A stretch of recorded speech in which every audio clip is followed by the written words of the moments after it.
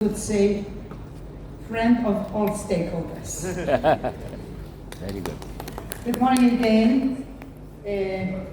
Today is sun. Yesterday was rain, but still, yesterday was very productive, full of audience, interesting discussions, quite busy. I hope the day will go the same, and the next days will be even more hectic nicely, but you will benefit, you will enjoy. But please don't forget to go out to the city to enjoy the beauty of our city. Okay, let me start with my speech on behalf of the WUF National Coordinator, Mr. Anatoly, who is in the press conference currently. Excellencies, representatives of the Assembly's stakeholders, distinguished delegates, ladies and gentlemen, and friends. On behalf of the Republic of Azerbaijan, I'm honored to sincerely thank you for the energy, commitment, and vision you brought to these assemblies, you bring to this forum. Hosting Waterman Forum for the first time in the Caucasus is a great honor for Azerbaijan. But for us, WUF 13 is not only a global event, it is also a political high-level commitment, a commitment to place housing, inclusion, resilience, and sustainable urban development at the center of our collective future.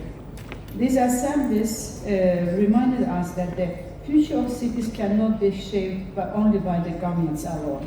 It must be shaped together with women, youth, local governments, businesses, grassroots organizations, and all members of the communities. This was highlighted in all speeches yesterday in the opening and throughout the assemblies, as well I did it. The Women's Assembly reminded us that there can be no safe and resilient cities without gender equality. Access to land, housing, services, and financing remains unequal for millions of women and girls around the world. The Assembly called for housing systems that are not only gender responsive, but truly gender transformative. This is an important message for all of us, governments and policymakers and urban planners. The World Assembly of Local and Regional Governments demonstrated once again that cities and local governments are at the front line of implementation. Global agendas become reality only when they are translated at the local level and transformed into the local actions. The discussions highlighted the importance of multi-level governance, stronger partnerships, and better financing mechanisms to support local transformation and adequate housing for all. The Grassroots and Civil Society Organizations Assembly brought essential perspectives grounded in lived realities. It reminded us that communities are not only simply the beneficiaries of urban policies, urban environments. They are the partners, innovators, and leaders, and change makers.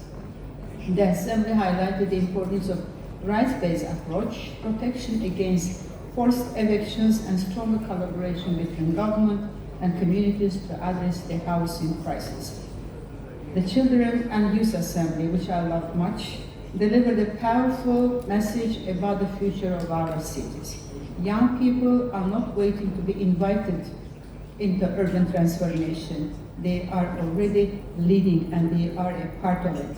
They call for more inclusive planning, better housing opportunities, climate resilience, digital inclusion, and meaningful participation must continue to shape the urban agenda beyond this forum.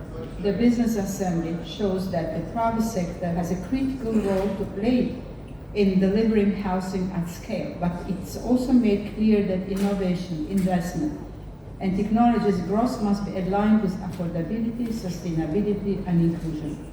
The discussions held here in Baku will contribute meaningfully to the Baku call to action and help build stronger global momentum around adequate housing and sustainable urban development. We do believe that discussions at WUF 13 and outcomes of discussions will be definitely considered, and they will contribute to the progress report of the new urban agenda that will be presented in the high-level meeting in New York in July. Azerbaijan remains committed to strengthening cooperation with UN Habitat and all partners represented here today. We also hope that the partnerships, networks, and ideas created through these assemblies will continue long after WUF 13 concludes. The last remark is that if we look at the registration numbers so far, online registrations and now attendance, the civil society, business, academia are really among the leading attendance and registered participations, and WUF 13 has introduced several platforms to create opportunities for dialogue for the businesses through the Business Innovation Hub, bringing together the startups. We have in the Expo Pavilion very dedicated civil society stands, booths.